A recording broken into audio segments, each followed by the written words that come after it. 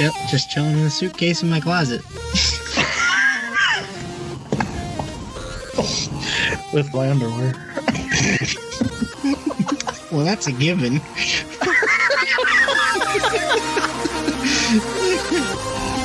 He once thought Mark Wahlberg and Matt Damon were the same person. He's Hunter George. He once showed up to random people's houses to sell knives. He's Bo Mullet. And this is the Hunter and Bo Show. It's been a long time. We've had a little break. It has been a while. Oh, but hey, I think it'd be good if we did the episode separate from the interviews now, because then it looks like we're putting out more stuff. Yeah. And it's a little more separated. And leave this in so everyone knows our secret plan to not give them more content, but disguise it as such. Well, I don't cut anything. That's not true. Yeah, that's not true at all. The listeners would hear a lot more than they do. Exactly, that's true. Oh, so Bo, what's the whole story with your whole, Mr. Selling Knives? What are you, like a serial killer provider? Somewhat, yes. But that's a different story. Yeah, that's a different. We're not talking about that right now, Hunter. I had a summer in college. Well, I had a couple summers in college. Well, technically, I probably had 3 like in between my years at college. But but this specific one. But this specific summer, so I had to do like internships, Yeah. And so the school wasn't very helpful at getting those internships, even though it was a requirement for if you were going to graduate, you had to have one. And so I did one for my one major, but I was a double major. So then I had to have 2. So I spent one summer not getting paid, and then I came back and spent the next summer not getting paid. So I had to find other jobs outside of my internship that would pay me something. And are you tapping or something? I might be tapping the microphone, yes. Yeah, don't do that. Okay. Idiot. So I was looking, so I gotten this intern. Well, I don't know. I was in the process, or I had this internship lined up, but I was looking for a job that would pay me something that I wouldn't just absolutely hate. Because I had that the summer before at an awful restaurant. Correct. What? I said correct. Yeah. I worked for a warehouse one time with Drew Mogg, our mutual friend, and it was awful. But you made money doing it. Some. But was it worth it? Yeah, probably. How much was it, just out of curiosity? $13 an hour. See, that's what... So the restaurant, he said, well, we'll pay you pretty nice, or better than your internship. And I was like, well, okay. And I got my check, and I was making $8 an hour. And I was like, I wouldn't define that as pretty nice. It's pretty nice. How does $8 an hour sound? I would define that as 75 cents over minimum wage. Describe that as swindling, my dear sir. Let alone the 13-hour shifts with a 15-minute break. So so I was looking to not do that. So I went to a job fair at Indiana Wesleyan, not because I wanted to go to a job fair, but because they were giving out something free for the first however many people that showed up, and I happened to pass by it as I left my last class for the day. So I thought, well, I might as well just, if I'm walking by it, just pick up the free thing and keep going. So I walked up and I said, hey, can I get the free thing? And they said, yeah, if you walk through the job fair. And I said, I knew the person. And I said, can we just say I walked through it? I mean, I'm here technically. Yeah. And they said no. So why? I don't know. So And it's not, I've just been to a bunch of job fairs, and all you do is talk to someone who you never talk to again, and they don't really, I just don't like them. So, that's my job, pal. That's what I do for a living. Go to those job fairs. I think it's a great opportunity for everyone, but yeah, well, he's got to say something positive now. Everyone involved, I think, is just a superb person. So I said fine. So I took the free thing and I said I'll just do one circle, you know. And I walked through, not looking at anybody. I'm not making eye contact. No one's calling me over. Like, I'll look here and there, see if like there's some new company here. There was never any new company. It was all the same companies every single job fair. And I'm walking and I'm like almost through. I'm like at the last row, and I hear, "Hey there," and I was like, yeah, and I was like, some candy. Yeah, and I was like, That's what they're like too. They have a bunch of candy, and they're like, I know. They're like, "Hey kids, here's some candy. Can I tell you about my job?" So I look over, and it's this like, I don't know. I guess she was like 19, but she looked like 20, in her 20s, early 20s. And she was like, "Hey, are you looking for a job?" And I was like, "Not really. I just wanted this free thing." And she was like, "Well, here our pay starts at," I forget what it was. I think it was $14.10 an hour. Bad for a summer job. Yeah. So I was like, okay, well, I'll listen. And so I was there for a little bit, and they're like, "We sell Cutco. Have you heard of Cutco?" And I go, "No." And they said, "Well, it's like kitchen knives." And so I said, "Okay, well, thank you. Have a nice day." And went back to my room and didn't think anything. And I forget how, I must have filled something out while I was there. So like a month later, I get this text. I still haven't found a job that'll pay me. I get his text, and he says, "Hey, Bo, this is Logan. How you doing?" And I was like, "Who?" Or he said, no, he didn't. He said, "Hey, Bo, this is Logan Franke from Vector Marketing. How are you doing?" And I was like, "Who?" And he's like, "I talked to you at a job fair." And I was like, "Huh?" I was like trying to remember, and then I was like, "Oh, is it that one company?" The knife guy. Well, and it wasn't. No, I didn't talk to him. I talked to the other girl. Oh. Well, why did he say that he talked to you? Well, he probably didn't remember. I think he must have said like someone from our booth talked to you or something. Oh.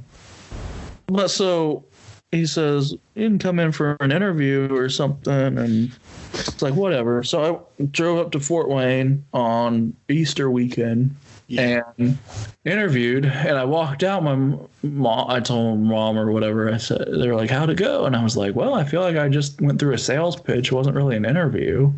Yeah, exactly. That's what those companies do. Yeah. I was like, "He didn't really ask about me. He just kind of told me about his product." And I said, "I don't know." And eventually it got to the point where I didn't have any other option. Yeah. So, and I was like, and he had said like, so like you can make commission, but the base guarantee, like if you go present this, it usually takes about an hour. We'll pay you $14. And I was like, well, I can do that. I can do like 5 to 10 of these things a week, do 5 to 10 hours, and it's just, and he's like, it started like with your parents or whatever. So it's like I presented like grandma and grandpa and got paid $14, and yeah. So I was like, well, I can do that, and eventually I got decent at it. I ended up selling about $22,000 worth of knives over the summer. Wow. And But but it got to the point. So like you start with your parents and your grandparents and family, and then you ask them for like people you can present to. So by the end of the summer, I'm just going to people I have no idea who it is, and walking in with my big old knife set. Yep. And I can tell you they're the sharpest knives in the world, and blah blah blah blah blah. They'll cut your finger off. Let me show you, sir. Yeah, the military knives and so yeah, that's how I spent one summer. And actually, if anyone, so you're basically a serial killer's delight.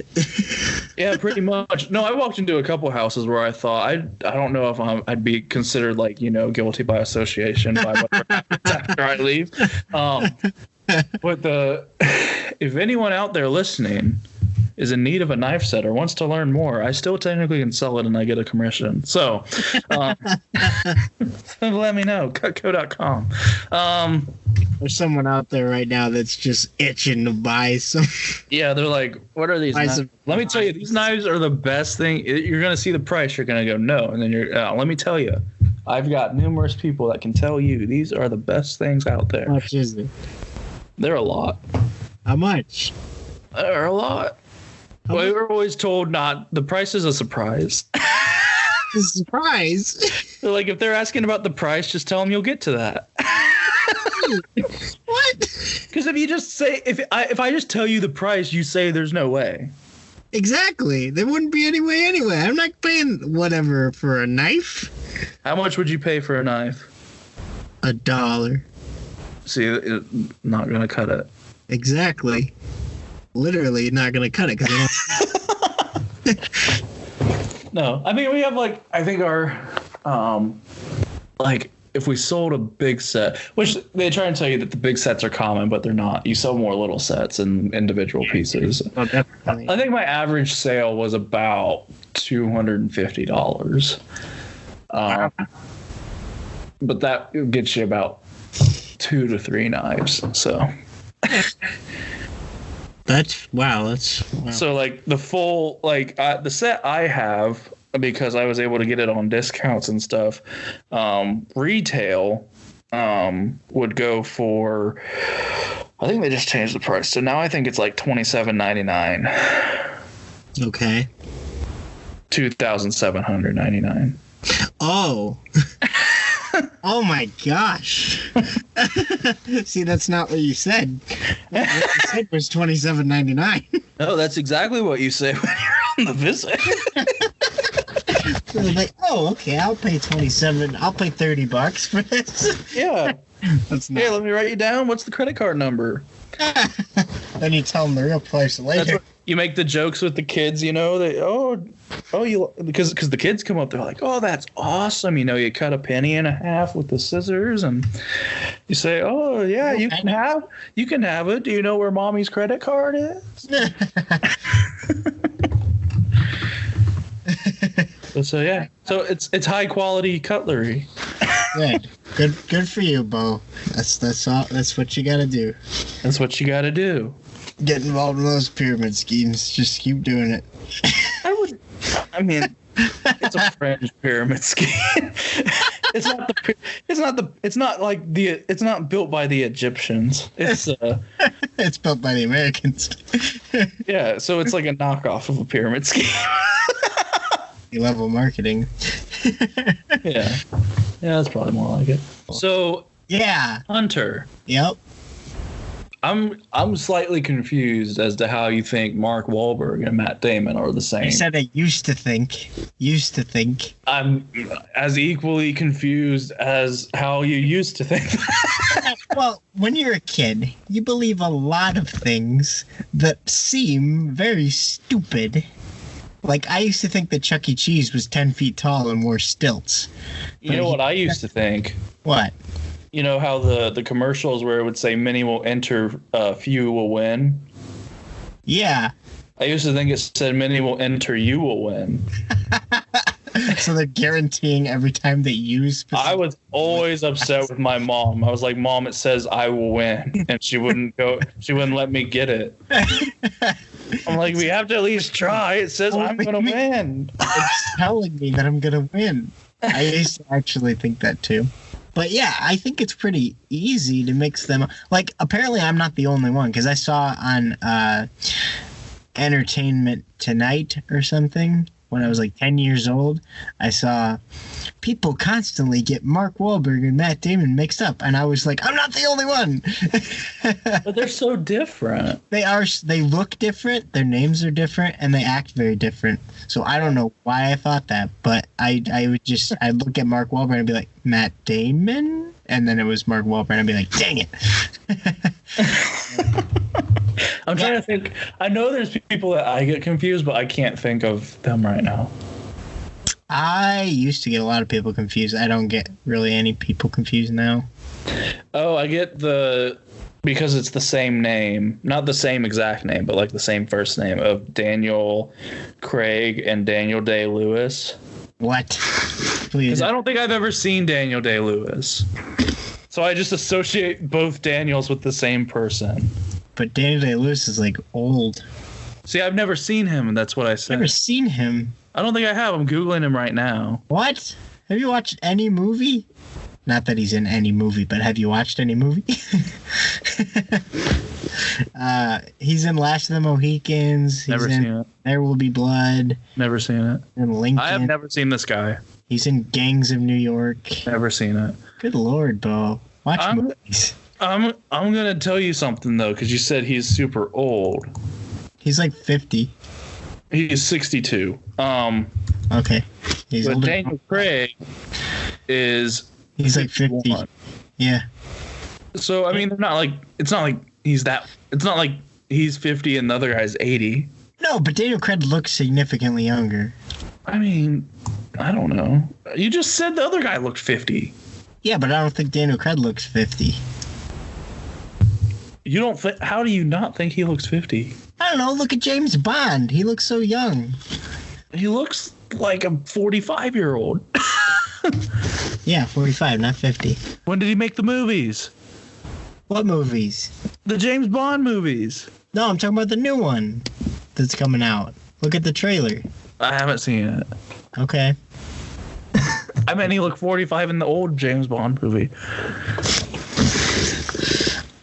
Yeah, I've never seen this Daniel Day-Lewis guy. That's why I just. He's won so many Oscars.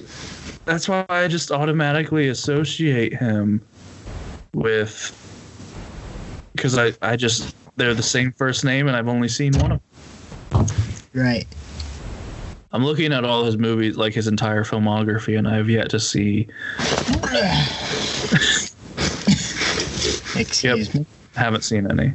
That's okay, Bo. Well, should we lead into our first topic? Sure. Let's talk about Cats. Did you see Cats? I did not see Cats. I did not either. I think we're in the same boat as many Americans. I have very strong opinions about Cats, though.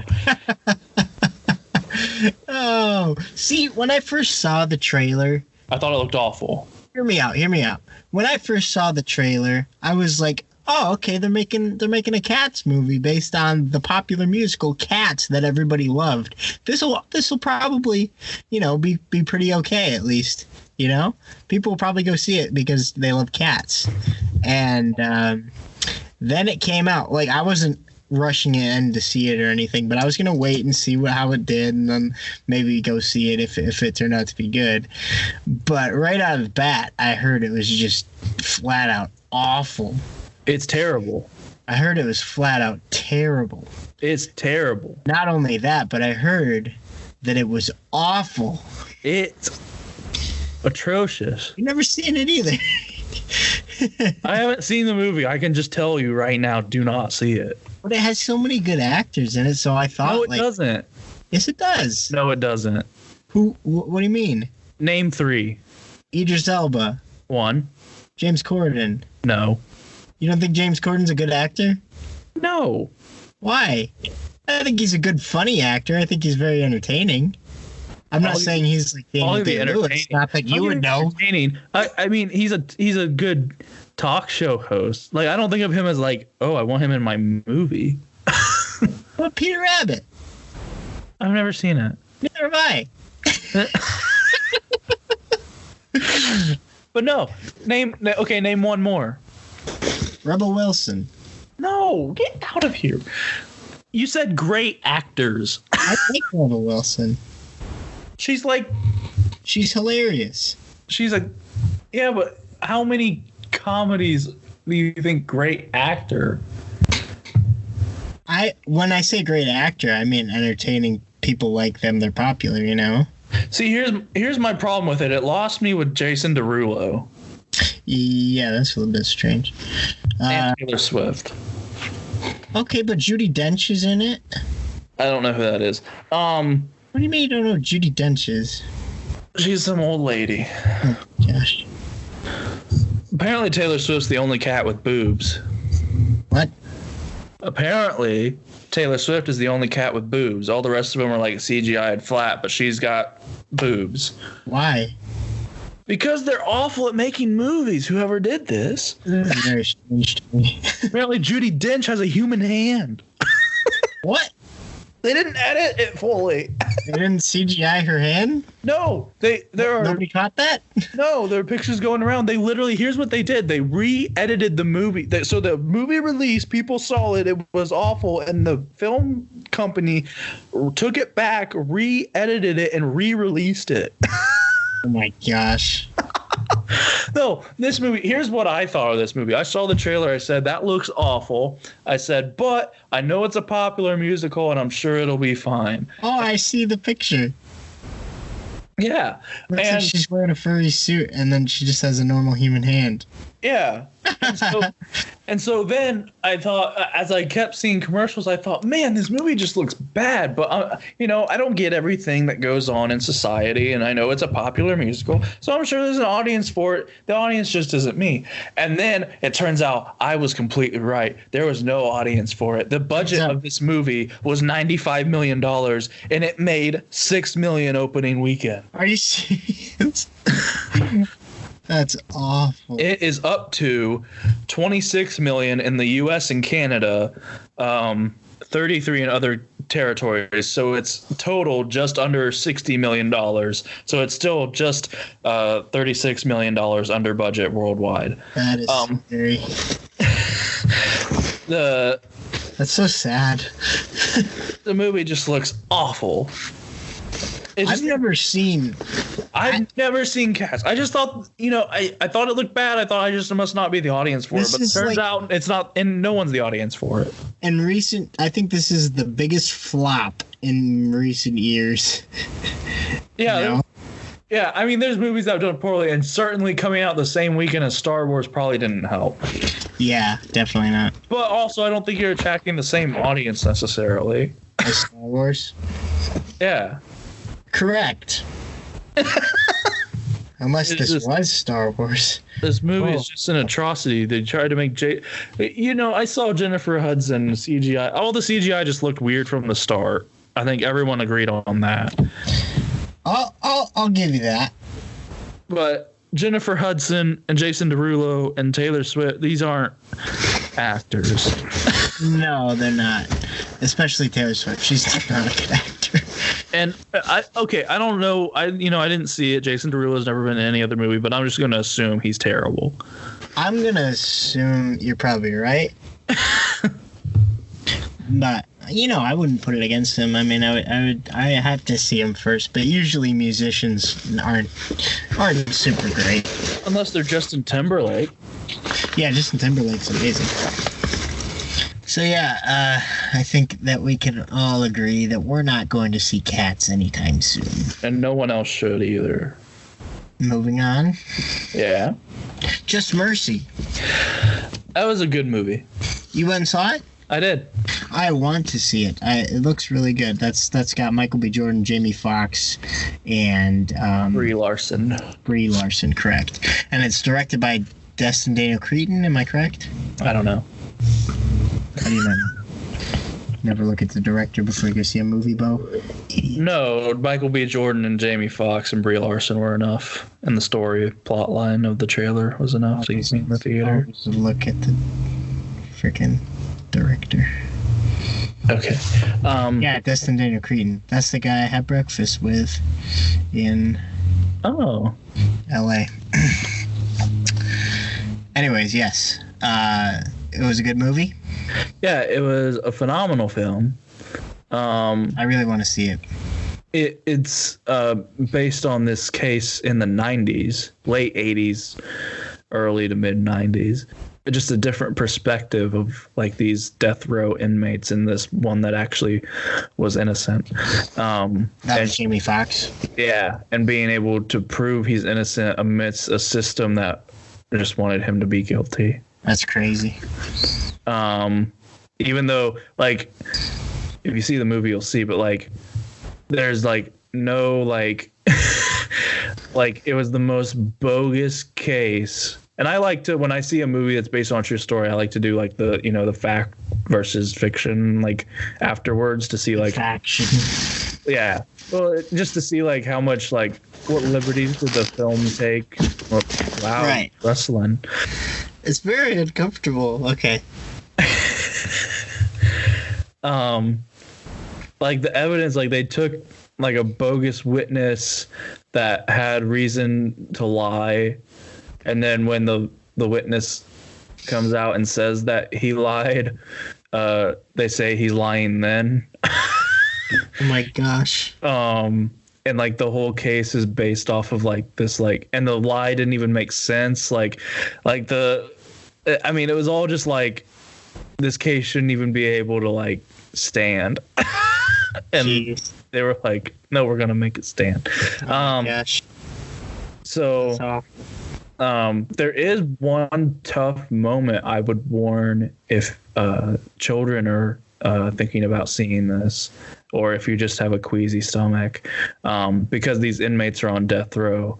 One of them ends up having, you know, sentenced for his date by the chair. And they were still using the electric chair in the 90s? Are they still using it now? No, I don't think so.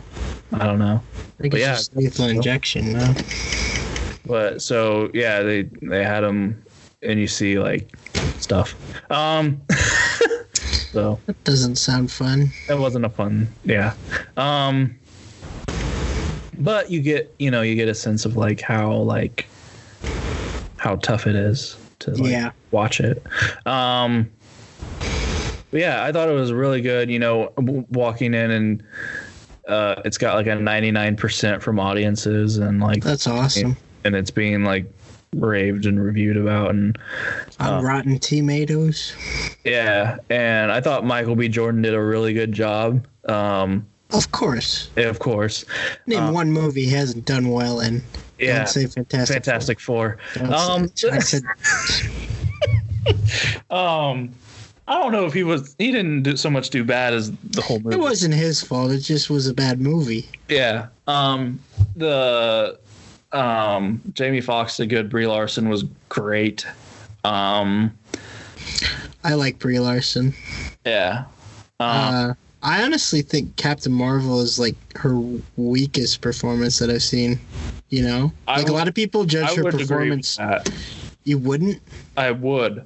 Oh, yeah, because I think a lot of people judge her acting ability based on Captain Marvel, and they're like, "Oh, she's not a good actor," but she's fantastic. Like, no, yeah, she's. I would say Captain Marvel, unfortunately, was her weakest performance. Yeah, because that's which is really sad. Because I like Captain Marvel, but well, I think it's sad because as an actor, like that's the movie that's going to get her the most like exposure. Exactly. And so when you have it wasn't like a bad performance, but when you have your weakest performance in the movie that gets you the most notability.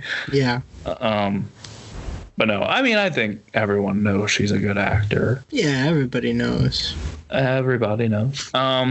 Everybody knows. But yeah, that was Just Mercy. I would highly recommend. Good. I'm glad. I want to see it. Well, can we talk about Jumanji while we're in the field of I'm not sure if we already talked about it or not, but you've seen I don't think we did. I'm pretty sure we didn't, but I've seen it now, and it's called Jumanji. The Next Level. The Next Level. and it's about the same kids, and one of them Same characters. One of them's an idiot, and he goes back into the game because he thinks he's hot stuff. No, stop it. He doesn't think he's hot stuff. He's sad, but he's actually in a very depressive state. Yes. He's actually the opposite of thinking he's hot stuff. That's not an excuse. He doesn't think he's hot stuff, and that's why he goes. That's why he goes back. Yeah, because he wants to be hot stuff. But then it backfires on him. And it backfires, and yeah. So I don't want to give spoilers away, but things happen, and they introduced some new characters. Yeah, they introduced some new characters, and I find it funny that all the stars in this movie are in the game. It is really funny. Well, it's funny because they have, like from the trailers, you can see that they brought in Danny DeVito and Danny Glover, but they're in the movie for 10 minutes. Barely in it. Like their characters are in the whole thing. But the actors, are barely in it because. Yeah, because when they go into the game, they're The Rock and they're Kevin Hart. Karen Gillan and Jack Black and Nick Jonas, and then other ones, and then there's other characters that come in as well. But so it's them the whole time, just acting like those actors, basically. I mean, acting like the characters. Acting like the characters, yeah, but yeah. Yeah. So it's really interesting because in your head, nobodies. Well, in your head, you're like, oh, Danny DeVito is like one of the main characters in this movie, but which he is, but he's barely in it, Yeah. It's crazy. Crazy. But yeah, I liked it a lot. I think I like the first one a little better, but that's what I said. I said I came in thinking the first one was so stinking good. Yeah. I thought this one probably won't live up to it, but it'll still be really good, and I thought it was okay. Yeah. I thought it was good. I'm excited to see the next one because I'm excited to see there's going to be another one because they left off with a little thing. I mean, they didn't even have to. We all knew it. In this day and age of filmmaking. Well, Bo, we all knew it. Yeah. You're not going to have an entity like Jumanji where you have The Rock and Kevin Hart and Jack Black, and that does as well as the first movie does and not make 300 of them. So spoilers alert, because I want to talk about something that happens at the end of the movie. Spoiler alert. Skip this part if you don't want to know what happens at the end of Jumanji The Next Level. So, at the end when all of those Jumanji animals come into the real world, I'm wondering, does that mean... So are those characters going to come to the real world, as themselves, actually, now? I have no idea. Or are they just not going to be in it? But I can't see it. No, they'll be in it because that's... Yeah, I can't see them not being in it. The only stars they have exactly. are in the game. Well, I mean, they got, Alex Wolff. Maybe those characters have to, hit a button in Jumanji and they come out and they turn into the kids. That'd be interesting. But they have Alex Wolff, which he's a pretty popular actor. He was in Hereditary, and he was in the Naked Brothers band when he was a kid. I didn't watch either of those. You didn't watch Naked Brothers band? Come on, Bo. It had naked in it. It's unholy. So yeah, that's Jumanji. Go see it. Yeah.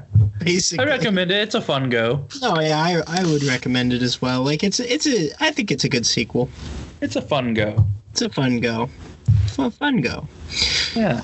Did you want to talk about your Bombshell? Did you go see that? I went and saw that. I really want to see that. Is it interesting? Well, it's interesting. I will say that. Margot Robbie, Charlize Theron. Come on. Yeah. No, it's interesting, definitely. I mean, it's not Charlize Theron. I mean, it is her, but not in the traditional sense. There's a lot of makeup that went into this movie. Well, of course, they're trying to look like the actual people. Yeah. Nicole Kidman's in it, right? Yeah. I would say here's what I thought of it. I kind of walked out of the theater and I was kind of like, that was a really interesting movie. Like, okay. Like I just found the whole thing interesting. However, I wouldn't necessarily say it's a theater movie. Like, I feel like this could have been like direct to Netflix or something, and it would have been fine. What do you mean? I don't follow. Like like some movies are just enhanced by the theater experience. Sure. I felt like I could have just watched this movie at home and gotten the same experience out of it. There wasn't any to be in the theater. What? You don't think it deserved to be in the theater? I just don't think. I mean, it didn't have a theater feel. Okay.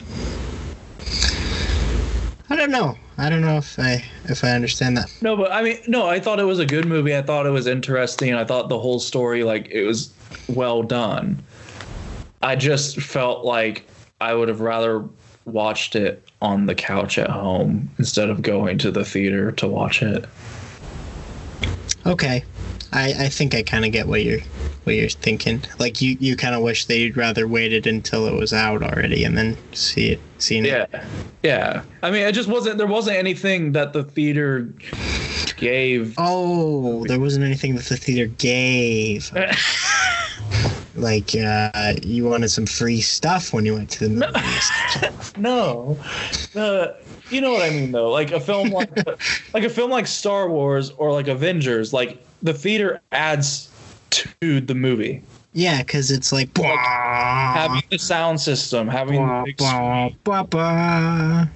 Like it adds to the film. Like this movie could have been a direct. Like back in the day, kids, it would have been a direct-to-DVD release. A direct-to-DVD release. But nowadays, it would have just gone straight. It could have been. I'll tell you what it could have. It could have been a Netflix original. It was. No, it wasn't. I'm just kidding. I'm saying it could have been. It could have been like. It felt along the same vein as. Obviously not as dark, but along the same vein as the Extremely Wicked, Shockingly Evil. Okay, I think I see what you're getting at now.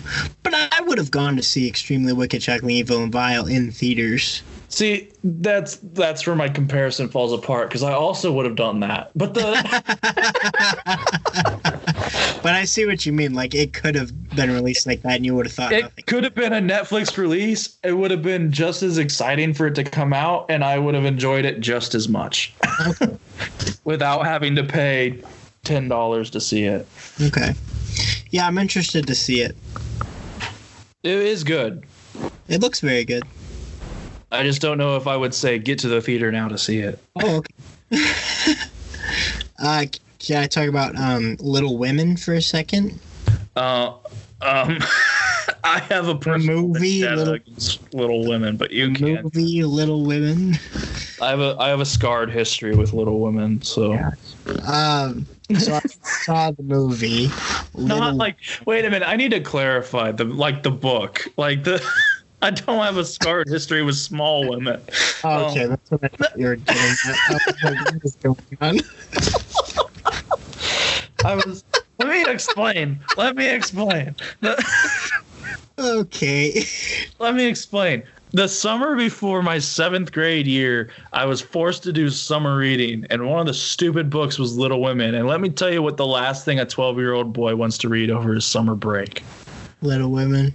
Little Women. It's a 600-page book about nothing. No, it's not. It's really good. I mean, I haven't read it, but I've seen the movie.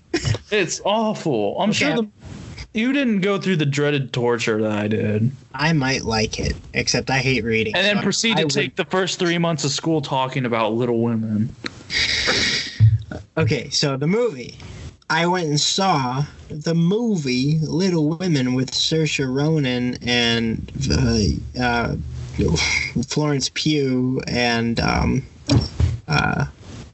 Watson, and it was fantastic. Okay, and I would highly recommend it. It's very much. It's from the same director as Lady Bird. Greta Gerwig. And she is fantastic, and I just love her style because she really gets to like the heart of issues and relationships between characters and things like that. And I think it was the characters in this that was so compelling.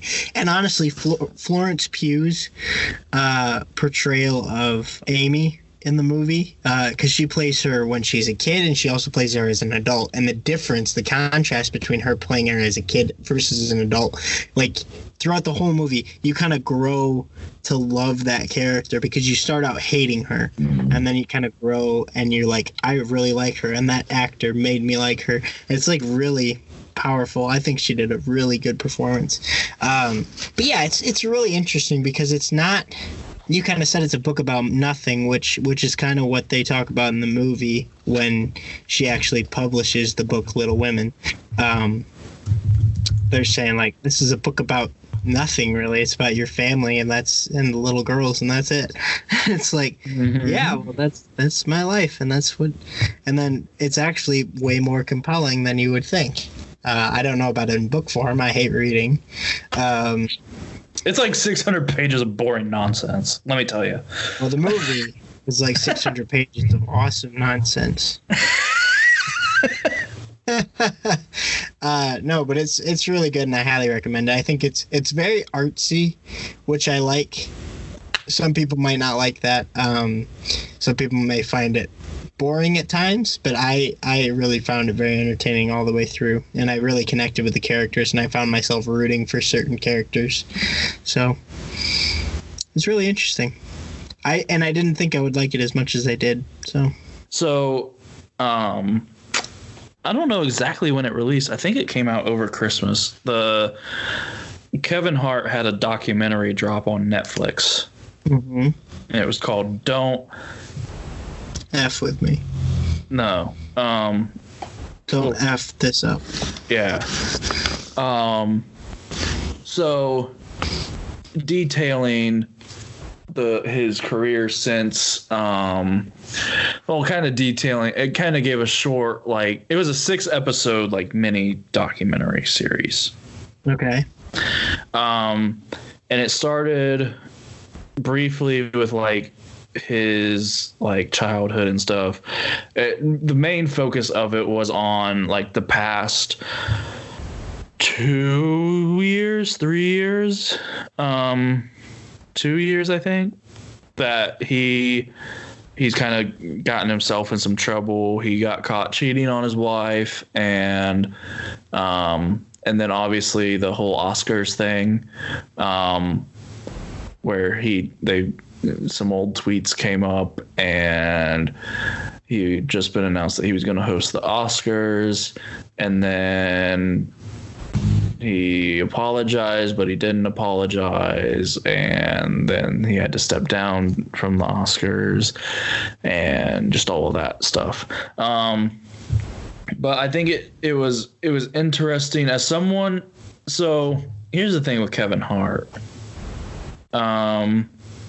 I think he works really hard. I think it's hard to duplicate the initial success that a person has.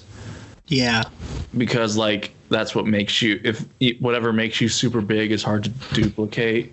Exactly. Yeah. So like I would say I'm a person who probably would say that Kevin Hart's like best stuff is from like the early 2010s, that range. Yeah. But I see what you mean. But as someone who, is now a mogul who has all this stuff going on, he has his own production company.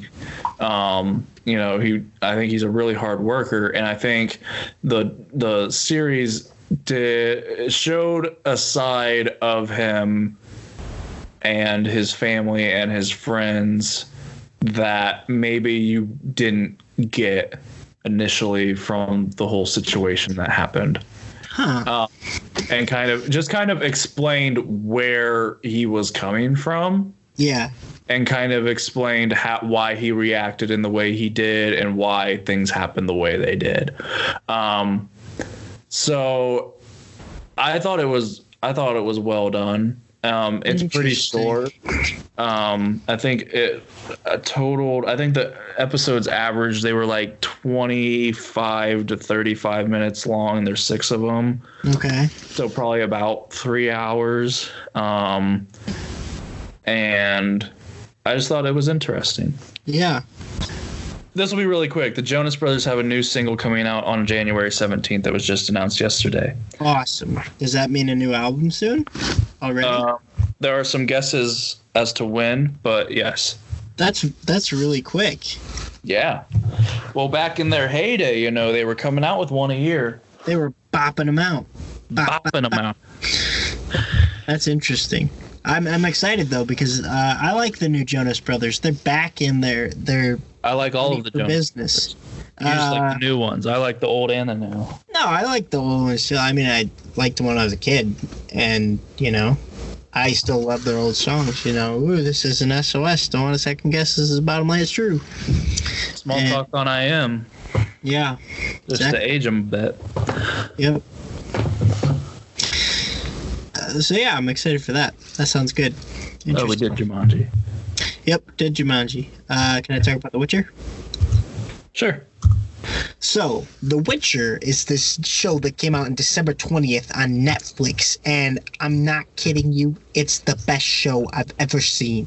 Except I might be kidding. I'm exaggerating a little bit. I haven't really thought about it that much. I haven't thought through all my favorite shows and say this is better than all of them.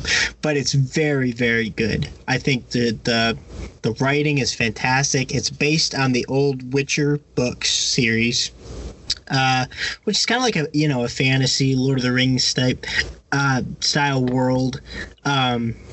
Except it's a little more modernized than that, and it was adapted into a bunch of video game series. A lot of people played The Witcher 3 Wild Hunt. It's a very popular video game that came out 3 or 4 years ago-ish, 5 maybe. Very popular game, very popular lore. And so they finally adapted it into a Netflix series starring Henry Cavill. I don't know if it's Superman. Cavill or Cavill, but it's Superman, yes. And so he plays Geralt of Rivia, who is the Witcher. And a Witcher is basically a monster hunter. And he is really just freaking awesome. He kicks so much butt, and he talks in this really low voice. And this. Oh, you cut out. Hunter. There he is. I'm hearing stuff now. I think my microphone died. Aw. Yeah, dang it. Well, the rest of it's going to be in crappy. Well, at least I can come out of the closet.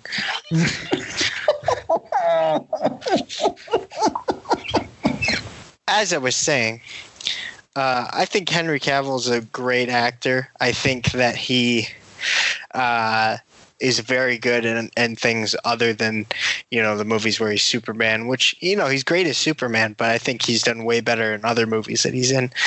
And The Witcher, I think, is his best performance that I've ever seen. It's fantastic. He's Geralt of Rivia. He's out there kicking monsters' butts. But yeah, great show. People are saying this is the next Game of Thrones. They're planning on having like 7 seasons. So, and it's really interesting because there's 2 different storylines kind of going on at the same time that take place in 2 different timelines. And so you kind of have to. They take place at 2 different points in time. That is, they're not parallel timelines. Yeah, it's really interesting. So I would definitely give it a watch. What? Like This Is Us. Yes, very much like This Is Us. There's a very catchy song in it called Toss a Coin to Your Witcher. And it's amazing, and it's stuck in my head all the time. So okay. What's the goal of his thing? The goal of what? Like the show. Well, there's a big plot line that I don't really want to spoil. Oh. But basically, there's 3 central players to this show. There's Geralt of Rivia, played by Henry Cavill. He's the Witcher. And there's Yennefer, who is a mage. And then there is Ciri, who is a princess. And so all their stories kind of weave together and combine, and they're all interconnected. And essentially, some of the characters are bound together by destiny, and destiny plays a big role in this show. And you know how compelling it is. Are you drinking blood? What? Are you drinking blood? I didn't need you to say that on a recording or a show. Is that orange? Okay. Yeah, it's very bright for blood. To me, it looks very red on the screen. Oh, that was V8 Splash Tropical Blend. That stuff's pretty good. Carry on.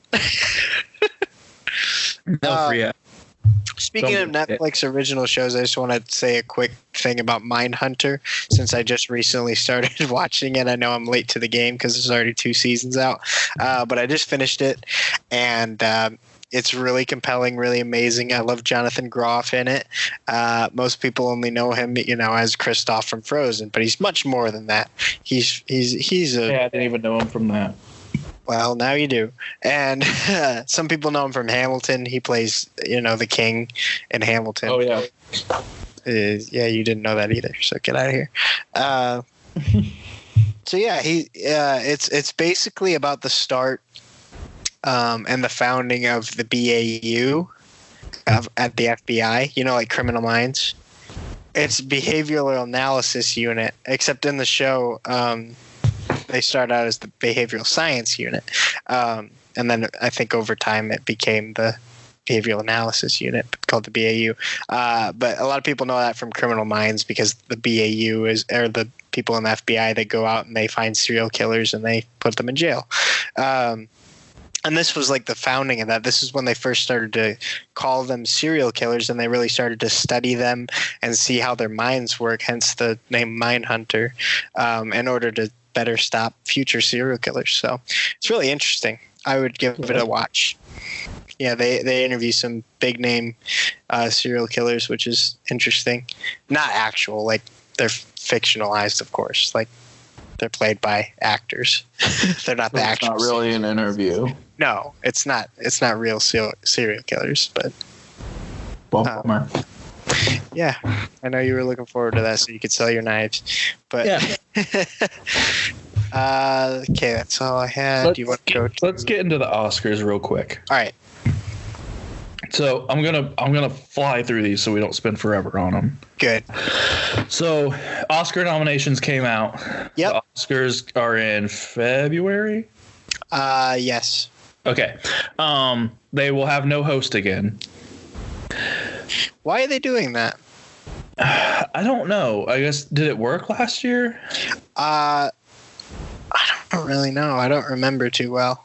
Because, Kevin Hart had to step down and they just never got anyone to replace him. Yeah, I guess it kind of worked now that I think about it. They just kind of went through. They didn't really have a monologue. They just kind of got things started and went into it. So. Well, they're not going to have a host. I guess it'll work, but I prefer a host. Yeah, I do too. The Joker leads with 11 nominations. Mm-hmm. Best Picture, you have a bunch of nominees. You have Ford versus Ferrari, which I've heard is really good. But I don't think it'll win. No. But I've heard it's really good, but I haven't seen much about it, like even advertised. Sure. Irishman, which is a freaking long movie. Here's the thing. I think that may be the first Netflix original that's nominated for Best Picture. Oh. Which would be interesting if that ended up winning. Yeah. And then Jojo Rabbit. I want that one to win, personally. Okay. And then Joker. Yes, I can understand why it might win, but I want Jojo Rabbit.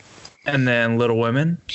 Yes, I could understand why that would win, but I want Jojo Rabbit. And then Once Upon a Time in Hollywood. Yes, I could understand why that might win, but I want Jojo Rabbit. And Marriage Story, which is also a Netflix. Haven't seen it, but yeah, I've seen it either. I think these are maybe the first two Netflix original movies that were nominated for Best Picture. And then Parasite. Haven't seen it. I haven't seen it, but I've heard a lot. And then 1917, which just came out. Yeah, Nick says it's really good. So it looks like it's really good. I want to go see it. It looks very, very fantastic. Actress in a supporting role, we got Kathy Bates as Richard Jewell. No. Sorry. We have Kathy Bates from the movie Richard Jewell. What? Man, she really pulled that off. We have Laura Dern in Marriage Story, Scarlett Johansson in Jojo Rabbit, Florence Pugh in Little Women, and Margot Robbie in Bombshell. I think we all know my favorite pick here is Florence Pugh in Little Women, as I just went on a rant about that a little bit ago about her performance. Yeah, this is a rare happening though, because Scarlett Johansson's nominated for actress in a supporting role and actress in a movie. Yeah, because she's nominated for both. She's nominated for Marriage Story and for Jojo Rabbit. Yeah, which is it's really good for her. It's been a good year for her. You know, she's had Endgame, she's had Jojo Rabbit, she's had Marriage Story. She's just been boom, boom, boom. She's like, now the Endgame is over and my character's dead. I'm not stopping. Like, I'm still going. Well, her character's not dead. There's a Black Widow movie coming out. Yeah, but you know what I mean. Like, there's not gonna be Black Widow 2. Unless there is, that would be interesting. I will say I haven't seen Little Women, so I can't speak to that. There's a lot of these where it's like, oh yeah, I've heard of that and on my watch list. Either Scarlett Margot Robbie was really good in Bombshell. Of course, she's good in everything. But I could see her not winning. Yes. Okay. Actor in a supporting role. We got Tom Hanks, A Beautiful Day in the Neighborhood. Anthony Hopkins, The Two Popes. Al Pacino, The Irishman.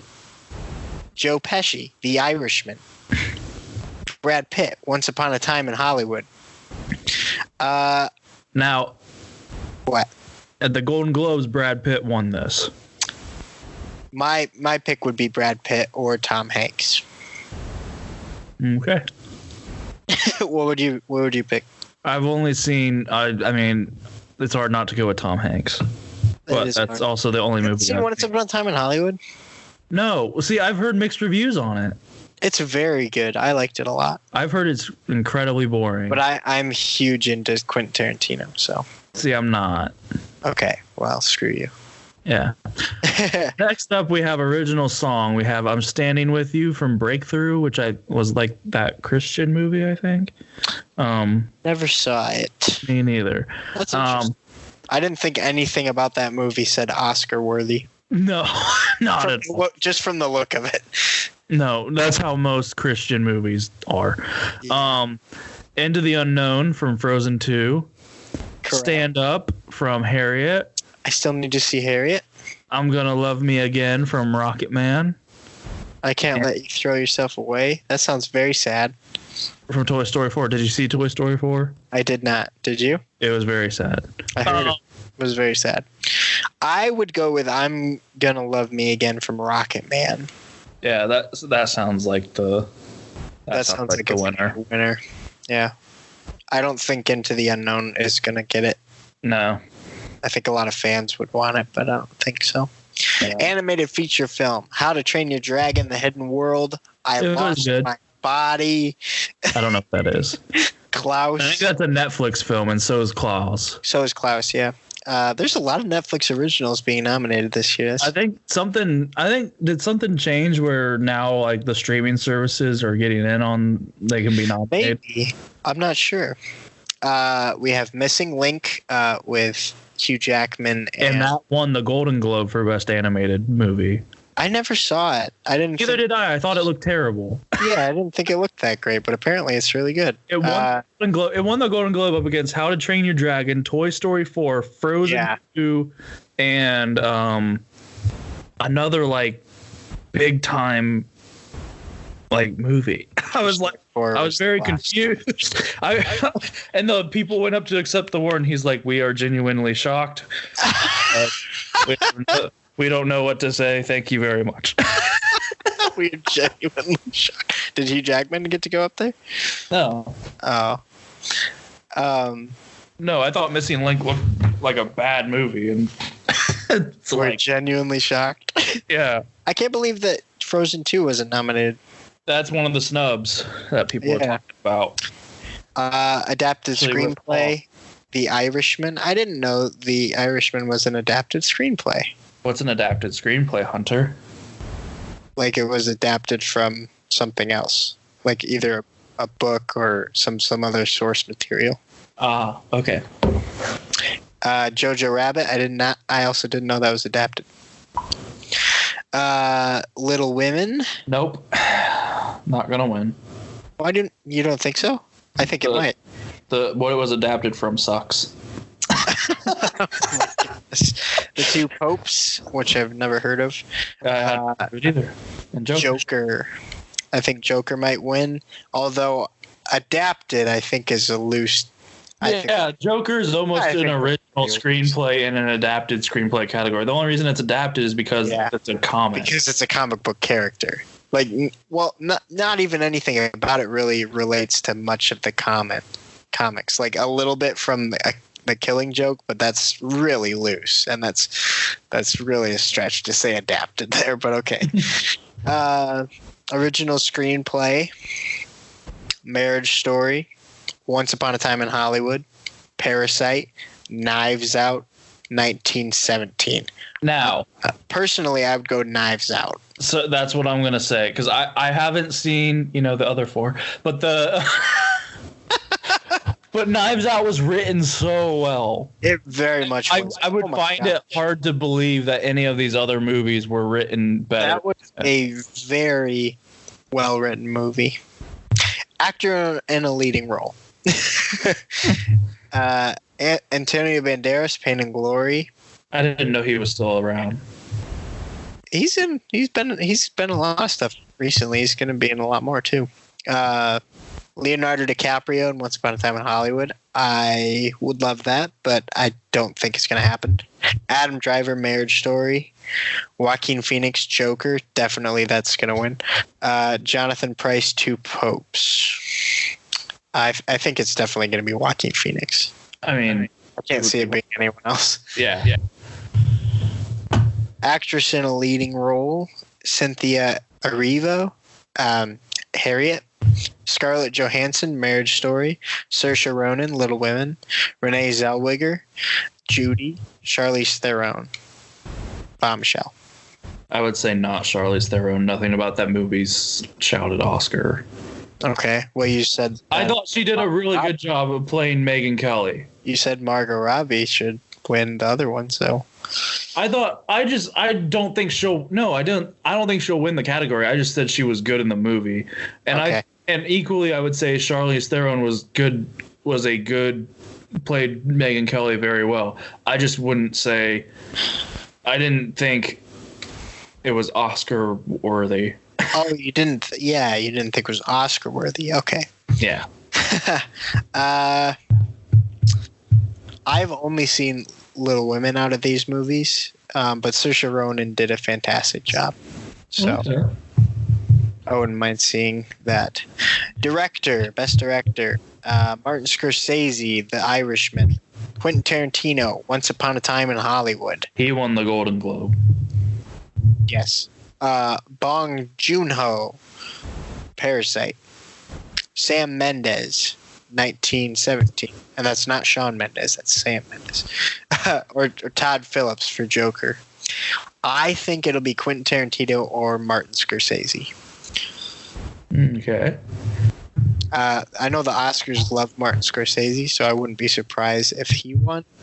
I also wouldn't be surprised if Quentin Tarantino won because he's a fantastic director, and that's a fantastic movie.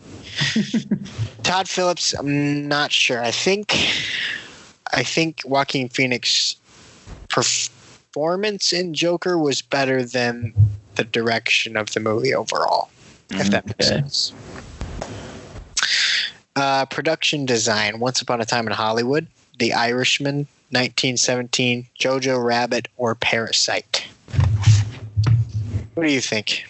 I haven't seen any of those. Okay, well, I would say either Jojo Rabbit or Once Upon a Time in Hollywood, simply because Jojo Rabbit is satirical Nazi Germany, and I think they pulled it off very well in the production.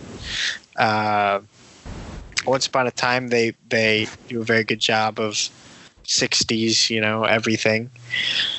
1917, The Irishman, and Parasite, I can really only speculate, but they seem to be very. 1917 did win the Golden Globe for the best film. Really? Yeah. Interesting. Okay. Cinematography. You go, Bo. You got 1917, Once Upon a Time in Hollywood, The Irishman, Joker, and The Lighthouse. So just take out Parasite and Jojo Rabbit and throw in The Lighthouse. I think Once Upon a Time in Hollywood. I think, but 1917 from the previews looks like it could challenge it. It looks like an epic movie. Actually, yeah, you're right. That might be. I really need to see that movie, don't I? Yeah. Yes. Costume design. Once Upon a Time in Hollywood. Oh. Little Women. Sorry, you can read the rest. Once Upon a Time in Hollywood, Little Women, The Irishman, Jojo Rabbit, and Joker. I think Joker or Jojo Rabbit. Probably. I think Little Women, maybe, actually. What? Yeah. It's in dresses? Yeah, but Bo, you have to watch the movie. It's very much accurate to the time period, and it's very well crafted, I think. But it's also got a touch of like modern flair to it. So it's like period accurate with modern flair. It's really interesting. You'd have to watch it. I just feel like Jojo Rabbit and Joker, you had to like create a whole nother world. Correct, and I think Jojo Rabbit did a really good job of that. Joker. I think it was fine. Well, I'm not saying it's nothing groundbreaking. I don't think with costumes. It just looks like normal clothes. Mm-hmm. That's just me. Okay. Sound editing. You had 1917, Ford versus Ferrari, Star Wars, The Rise of Skywalker, Once Upon a Time in Hollywood, and Joker. Star Wars was nominated for an Oscar. That's crazy.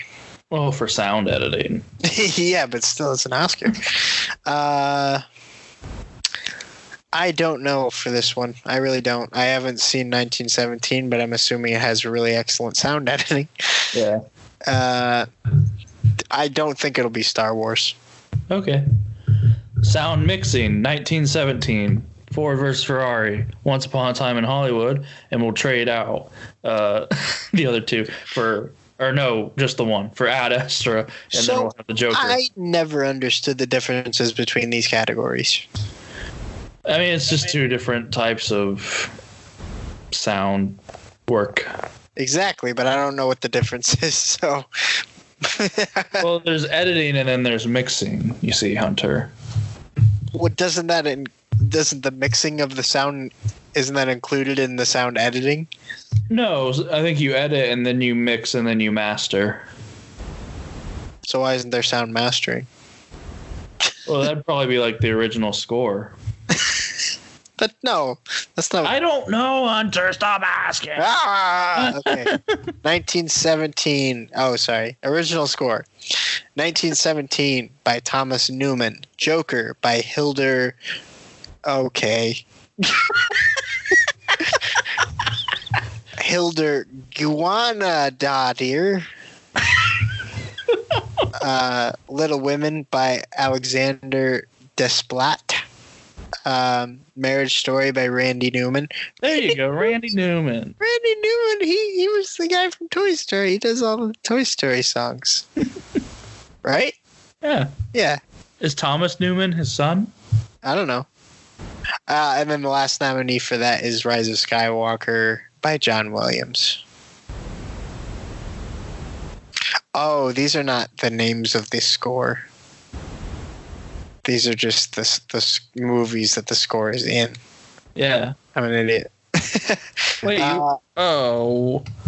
I said bye, Hunter. which still is technically correct. But I think, I don't know, I love John Williams, and I think it would be great if he won.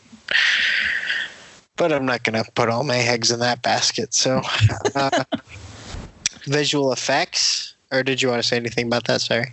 I don't have anything. Visual effects. The Lion King, Star Wars. What? You skipped. No, I didn't. The Lion King, Star Wars, The Rise of Skywalker, The Irishman, 1917, and Avengers Endgame. And here's the thing. I'm going to say that Avengers Endgame should win this category. Why do I say that? I don't think they will, but here's why I say that. Because they're not nominated for anything else. It's the freaking biggest movie to ever happen. That's very true. And I think it's a big snub. You have to at least win one stinking Oscar if you're the biggest freaking movie to ever happen. That's very true. And I agree with you. I think that should win. Don't think Lion King will win. No. Maybe 1917. I don't think Star Wars will win either. The Oscars doesn't like Star Wars or Marvel or anything like that. So Yeah. Film editing. The Irishman. Ford versus Ferrari. If you Parasite. if you're catching a theme here, a lot of the same movies. Joker and Jojo Rabbit. Yeah, literally these 5 movies that I just named, they're in every category almost.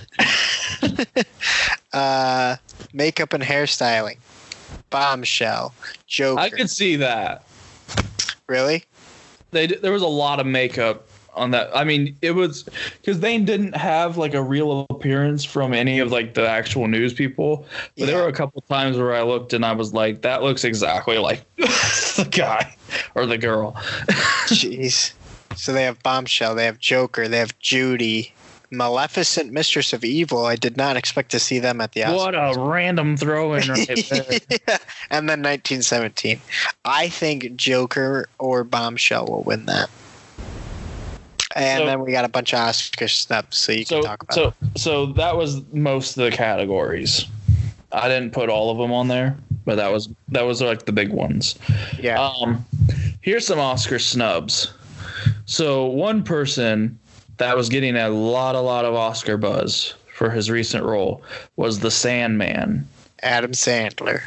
And for Best Actor in Uncut Gems. I heard that about a lot of people wanted to see that. And he will not even be nominated. That's crazy.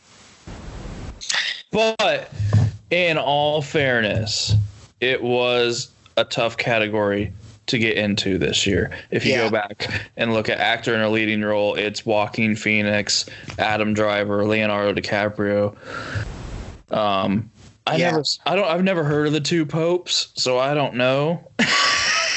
Yeah, I don't know. Or Pain and Glory with Antonio Banderas. I haven't heard that either. So maybe switch one of those out. But yeah. This one really surprised me that it wasn't on there. Well, here's the thing. Here's a point of controversy. Yeah. Is that there's no women nominated for Best Director. Which is, it's ridiculous because Greta Gerwig directed one of the best movies of the year, Little Women, and it wasn't even mentioned. Like, come on. Are you kidding me? Like, I mean, the movie was mentioned, but I'm saying, like, the movie wasn't even mentioned, or she wasn't even mentioned as Best Director, you know? Now, I will say it's another one of those cases where I think it's a tough category. You've got Joker, 1917, Parasite, Once Upon a Time in Hollywood, and The Irishman. Sure. I see what you're getting at, okay. But still, I mean, you got to look at that movie and just look at the direction of it. It's amazing. That's all I have to say about that. Lupita Nyong'o got snubbed for Best Actress in Us. According to the Rolling Stone. I never saw the movie. It's a very good movie. I think she did a very good job. And Yeah, I think she deserves a place on there. But when you look at the other people in that category, it's a little hard. I don't know. I've never seen. I never saw Richard Jewell. I don't know what that is. It just came out. It's about the bomb at the Olympics that the security guard found. Yeah, I wanted to see that. Right? Wait, no, that's for a supporting role. Oh, sorry. Actress in a leading role would have been Harriet, Marriage Story, Little Women, Judy, Bombshell. I would have given it to her over Bombshell, and I didn't even see the movie. You saw Bombshell? No, I didn't see Us. Oh, yeah. Jennifer Lopez, Best Supporting Actress in Hustlers. That was one that everyone thought she might be a lock to win the Actress in a Supporting Role Oscar, and she was not nominated. I never got to see Hustlers, but I wanted to. Yeah. There's The Farewell. That movie was not nominated for anything. I don't know what that movie is. Awkwafina is the star of it, and she won the Golden Globe for Best Actress. Wow, that's impressive. But it's not nominated for anything.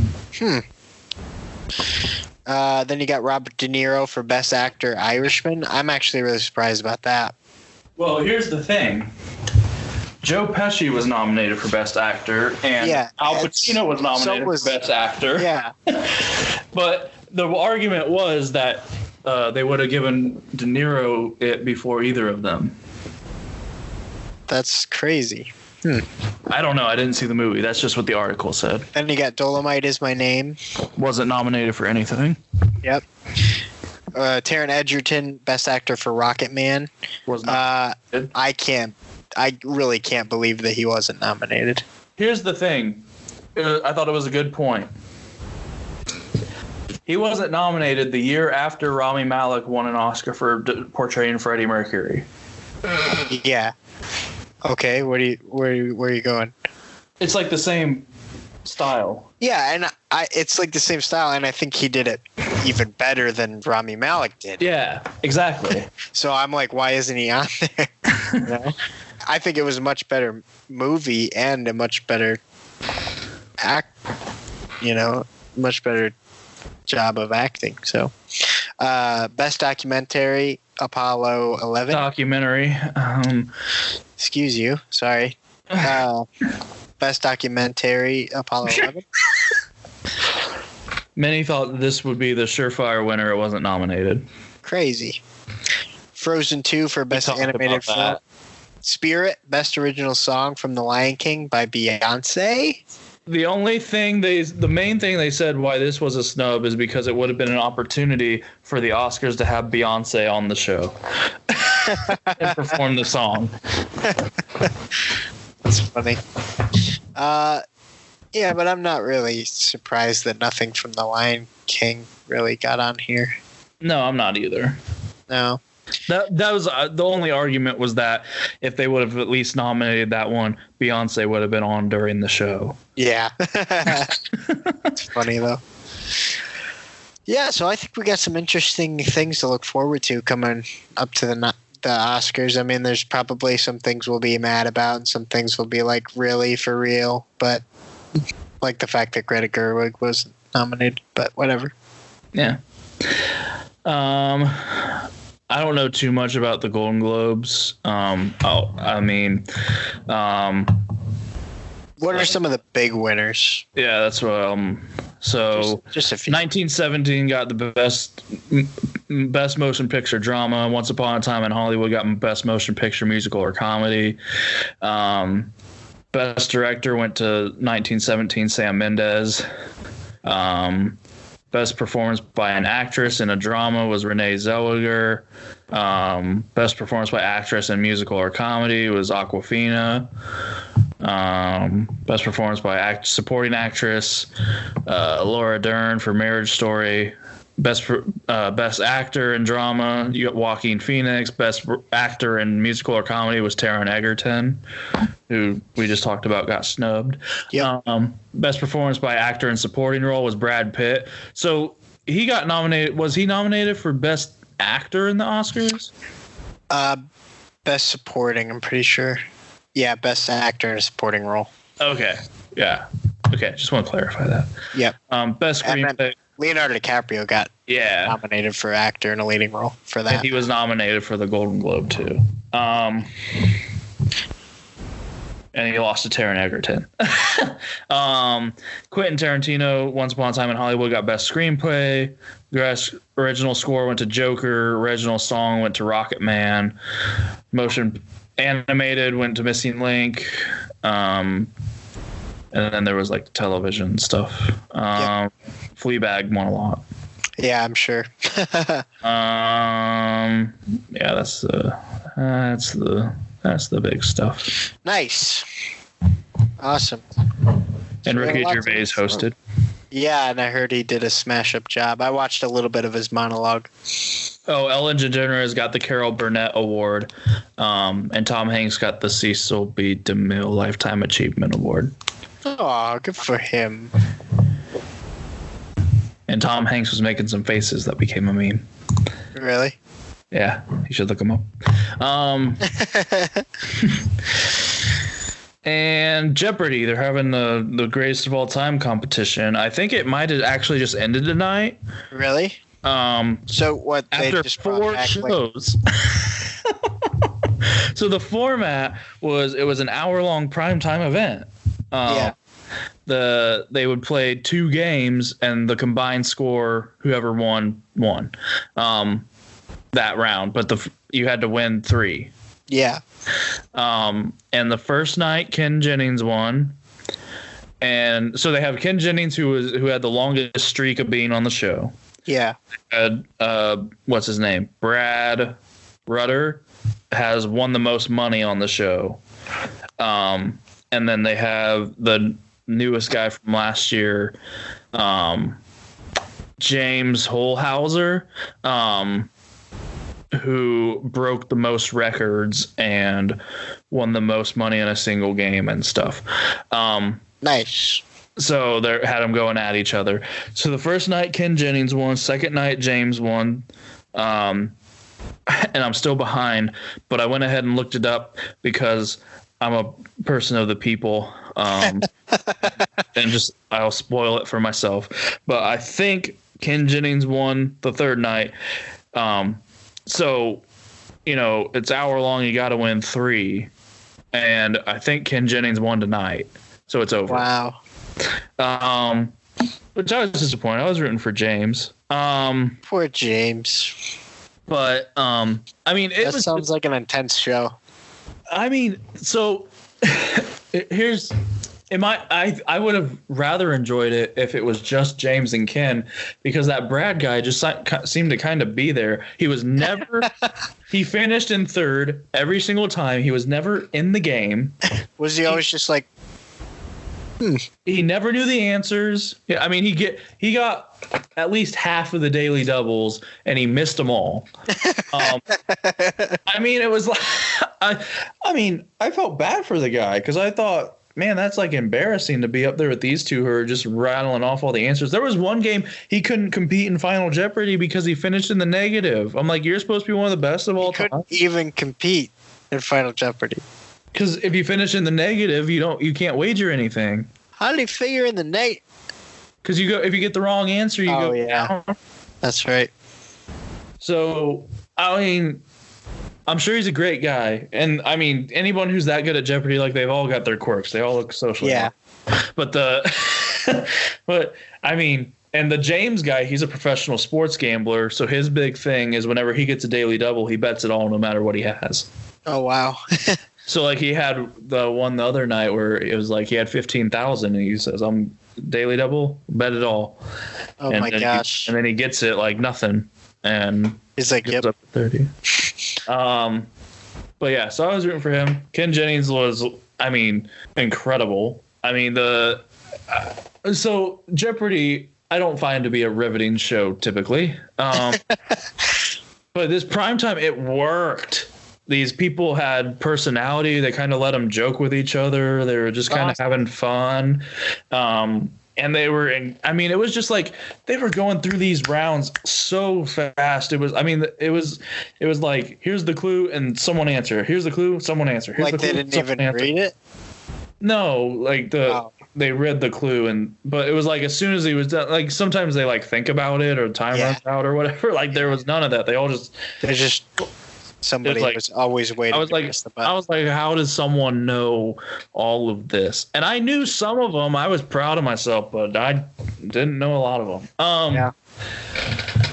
But it's fun, and I would recommend it, even though now that you know what's going to happen. I mean, you're probably not. No, it's still fun to watch. Interesting to me. I think it's fun to watch because I want to see how many I know. Yeah, I'm like playing along with them.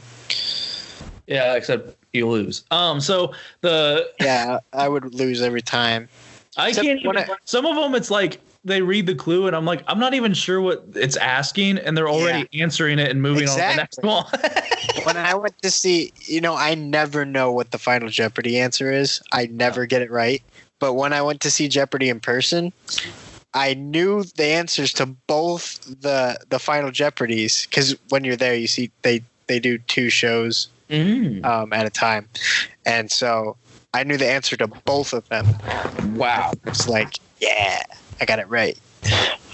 Some of it's like it's always just like so obscure. I'm like, who would know that? And then they know it. But yeah, I would recommend that. And then in the news of the episode, Selena Gomez's new album is out. Good for you. And it's wonderful. It's got rave reviews. It's wonderful pop, lovely. Wonderful pop, lovely. It is my religion. That should be the name of the album. Is Wonderful Pop, Lovely. No, the name of it is Rare. Rare. Why? Because everyone's rare and unique. Oh, some people would like to think that. I'm just kidding. It's true. Everyone's special. Everyone's special. I don't know what to say. Good. Well, that seems to be about all we have. Yeah, that's the topics we got. Well, thanks for tuning in to another episode of the Hunter and Bo Show. If you'd like to connect with us outside of the show, you can hit us up on Facebook, Instagram. On Facebook, we're at The Hunter and Bo Show. Mm-hmm. On Instagram, we're at Hunter Bo Show. Mm-hmm. And you can also send us an email to hunterboshow@gmail.com. So also we'd love to see your emails. If you have any questions or thoughts, we'd love to answer them on our next. If you have any ideas of what you want us to talk about? Yeah, exactly. Things like that. Until next time, I've been Hunter George. And I will continue being Bo Mullet. I will not. I have transformed into Zorlok. Are you a transformer? Because you're looking like Optimus Fine. Exactly. Thanks for tuning in. I'm Optimus Fine. In Jesus' name, amen.